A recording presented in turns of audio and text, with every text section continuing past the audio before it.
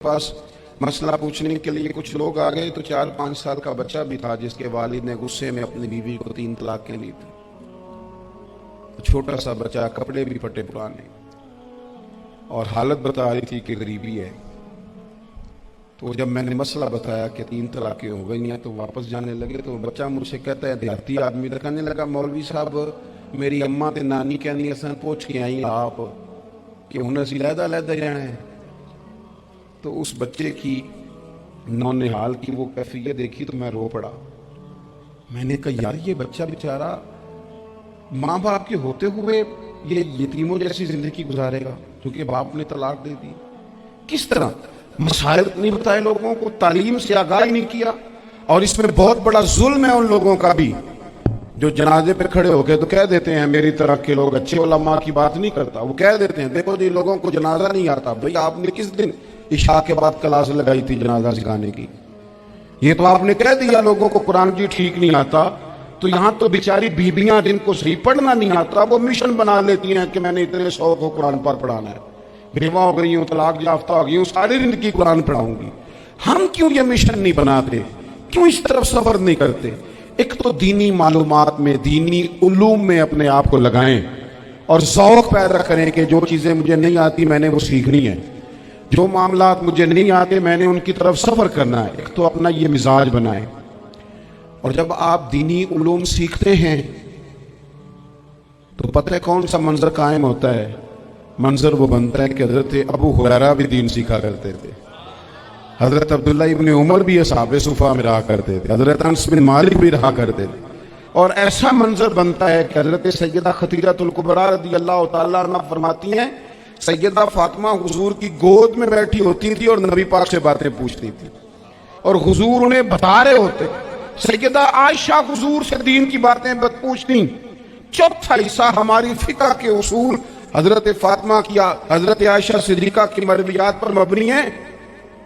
अगर हमारी बच्चियां छोड़ दें डाइजेस्ट पढ़ना, छोड़ दें इधर उधर की मूवी देखना और वो किताब व सुन्नत पर आ जाएं, तो बहुत सारे मसाइल ऐसे हैं जो उलझने से पहले ही सुलझे हुए हों। दीनी तालीम का मिजाज और ज़ौक़। और दूसरी आयत करीमा मैंने तिलावत की, अल्लाह करीम ने कुरान मजीद में फरमाया, या अय्युहल्लज़ीना आमनू कू अनफुसकुम व अहलीकुम नारा, ईमान वालों खुद भी दोज़ख की आग से बचो और अपने घर वालों को भी बचाओ। ओ वालिद, वो माँ जो बच्चों को भूख से बचाने के लिए मेहनत करती है, उनको मायूसी से बहुत सारे माँ बाप ऐसे होते हैं जिनके पास कपड़े लेने के पैसे नहीं होते ईद पे। क्यों? अजान शुरू होगी जी, अजान सुने जी। अजीज भाई, जिस तरह हम अपने बच्चों को देखें, बहुत सारे माँ बाप के पास गुंजाइश नहीं होती, लेकिन इस नीयत से कि बच्चों के दिल टूट जाएंगे, ईद पे कैसे गुजारा करेंगे, मुश्किल से भी कपड़े खरीद के देते। इस तरह हम अपने बच्चों को भूख से, प्यास से, मायूसी से बचाते हैं। इस तरह हमारे रब ने हमारे ज़िम्मे लगाया है कि तुम अपने बच्चों को कोशिश करो दोज़ख की आग से बचाने की। हज़रत उमर फारूक रज़ी अल्लाह तआला अन्हु ने अर्ज़ किया था, या रसूल अल्लाह सल्लल्लाहु तआला अलैहि वसल्लम, इस आया करीमा का माना क्या है? तो महबूब करीम अलैहिस्सलाम ने फरमाया, उमर, जिन चीज़ों का अल्लाह तुम्हें हुक्म देता है तुम अपने घर वालों को उन चीज़ों का हुक्म दो। जिन चीज़ों से रब रसूल तुम्हें मना करते हैं अपने घर वालों को उनसे रोको। अपने घर के अंदर निफाज दीन करने की कोशिश करो। मेरे भाई, बहुत ज़्यादा आजमाइश है हमारे घरों में, बेचैनियाँ हैं, इज़्तिराब है, बच्चों में सख्ती है, बहन भाई एक दूसरे के साथ लड़ते हैं, मिजाजों में तलखी आ गई। क्यों भला? इसलिए कि माँ बाप को जो बेहतरीन किरदार और जो हसीन तरीका घर में अपनाना चाहिए था, बच्चे तकरीर बाहर से सुनते हैं लेकिन वो फॉलो अपने माँ बाप को करते हैं। अगर माँ बाप में हौसला हो, सब्र हो, इत्मीनान हो, खुददारी हो, थोड़े पर गुजारा करने का मिजाज हो। देखे ना, आज डिप्रेशन है, टेंशन है, पैनिक अटैक्स हैं, बड़ी सारी चीज़ें आ गई हैं। क्यों भला? सब्र नहीं, तहम्मुल नहीं, बुर्दबारी नहीं। आजमाए। एक दिन एक बच्चा मेरे पास आ गया मदरसे का और आके वो रोने लगा میرے گھر والے کہنے لگے کھانا چھوڑ دیں پہلے اس کی بات سن لے. میں نے کہا پتر کیا ہوا, کسی نے مارا ہے کسی استاد نے؟ کہنے لگے نہیں حضرت, گھر فون کیا تھا تو میری اماں اور ابا کی لڑائی ہو رہی ہے. بچہ کانپ رہا ہے, ٹانگیں کانپ رہی.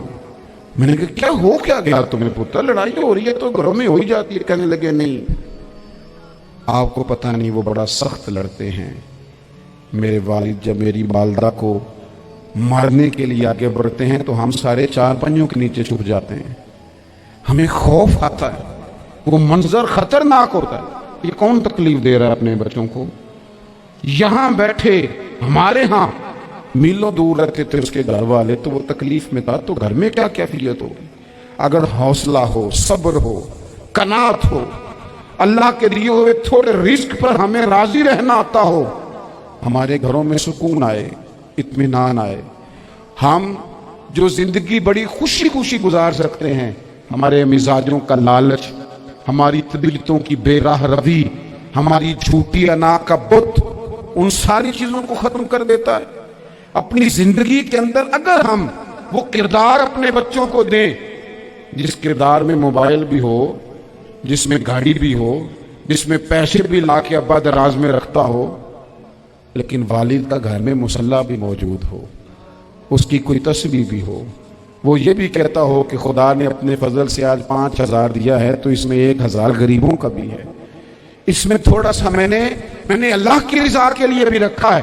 اگر کوئی مشکل آ جائے تو وہ باپ اور ماں کو صبر کرتا ہوا دیکھتے ہو. اگر ایک باپ پر بات کرے تو دوسرا برداشت کرتا ہو. خدا را اپنی اولادوں کو اس اذیت کا شکار نہ کرو.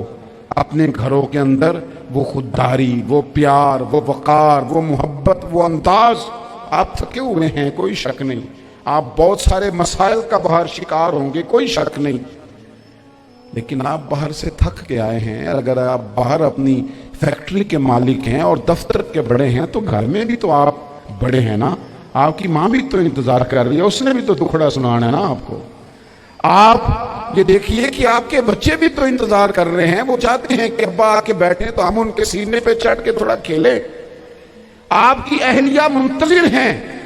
کچھ باتیں بیوی کسی اور سے نہیں کہہ سکتی, صرف اپنے شوہر سے کہتی ہے. لیکن وہ تو آتے ہی جلال میں آ گئے صاحب, وہ کہنے لگے تو بڑی نالائق ہے, میں تھکا ماندہ آیا ہوں اور تم نے مجھے کہانی سنا دی ہے. وہ اس خاتون سے شدت کے ساتھ پیش آنے لگے.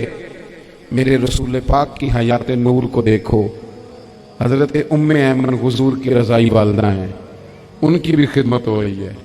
حضرت حلیمہ سعدیہ آ رہی ہیں تو خدمت ہو رہی ہے. حضرت عباس حضور کے چچا ہیں تو کریم فرماتے ہیں میرے چچا ہیں باپ کی جگہ پہ. حضور دوست احباب صحابہ غلاموں سب کے ساتھ پیار کر رہے ہیں. 9 ازواج مطہرات ہیں گھر کے اندر, اور کیفیت یہ ہے کہ حضور صرف ان کی ضرورتوں کا ہی خیال نہیں کرتے, خواہشات کا خیال نہیں کرتے, بلکہ میرے کریم کا طریقہ یہ ہے کہ کوئی بندہ آج بول کیا رہا ہے, وہ کہاں کھڑا ہے, آج اس کے جملے کس طرح کے ہیں, اس کا لہجہ کس طرح کا ہو گیا ہے, اور اسے ٹھیک کیسے کرنا ہے. محبوب اس کا خیال فرماتے, توجہ کرتے. میں کہتا ہوں کہ ہم سب کو شوق آیا ہے آرام کرنے کا. میں صبح 11 بجے سے پہلے اپنے گھر سے نکل آیا تھا, اور یہ وقت آ گیا ہے اور رات کو خدا جانے کس وقت گھر پہنچنا ہے. کئی دفعہ کیفیت یہ ہوتی ہے کہ گاڑی سے اترتے ہیں تو پھر دل کرتا ہے کہ کوئی اٹھا کے چلائے نا کبھی. اس کے باوجود بہت سارے لوگ ناراض رہتے ہیں کہ ہم سے مل کے نہیں گئے, فوٹو نہیں کھنچوا کے گئے, فلانی جگہ چائے نہیں پی کے گئے. یہ تسلسل ہے. لیکن میں جتنا مرضی تھکا ماندہ گھر جاؤں گا نا, کبھی ایسا نہیں ہوا کہ میں گھر جاؤں تو بڑی ٹینشن میں جاؤں. میری گھر والی ایک دن مجھ سے کہنے لگی آپ نے کبھی نہیں کہا کہ میں تھکا ہوا ہے, بندہ تھک بھی تو جاتا ہی ہے نا, کبھی کہاں کرے نا. میں نے اسے کہا پتہ کیوں نہیں کہتا, اس لیے نہیں کہتا کہ میں نہیں چاہتا کہ میرے بچے یہ کہیں کہ ہم نے دین نہیں پڑھنا, ہمارا باپ تو بڑی مشکل میں ہے.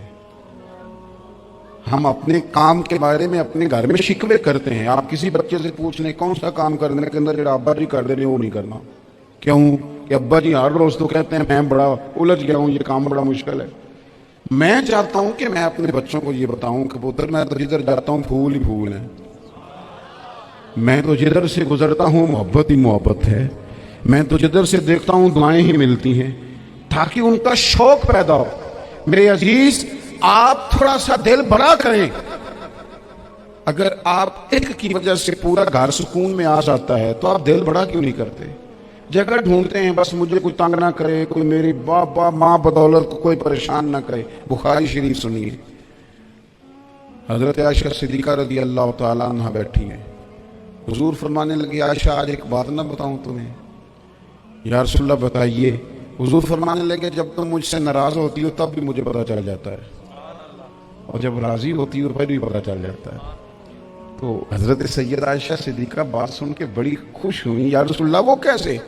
हुजूर फरमाने लगे, कभी कभी तुम कसम उठाती हो। या रसूलल्लाह हाँ। फरमाया, जब होती हो ना राजी, खुश, तो फिर कहती हो मुझे रब्बे मोहम्मद की कसम सल्लल्लाहु अलैहि वसल्लम। फिर तुम मेरे नाम के साथ रब करीम का नाम मिला के कसम उठाती हो, रब्बे मोहम्मद की कसम। या रसूलल्लाह बिल्कुल ऐसे ही है। और फरमाया, जब तुम्हारे दिल में कोई बात होती है ना, तो फिर तुम कहती हो मुझे रब्बे इब्राहीम अलैहिस्सलाम की कसम, फिर तुम रब्बे मोहम्मद नहीं कहती। ये बुखारी मुस्लिम में मौजूद है। हजरत आयशा सिद्दीका ने तो बात सुनी तो खेल गई तबीयत, कहने लगी, करीम सदके जाऊं, यहां तक ख्याल फरमाते हो? किसके जुमले कहां पहुंच गए, यहां तक ख्याल है? फरमाया, मुझे पता चल जाता है कि तुम्हारी कैफियत क्या है, कहां खड़ी हो। ओ भाई, हम तो अपनी मांग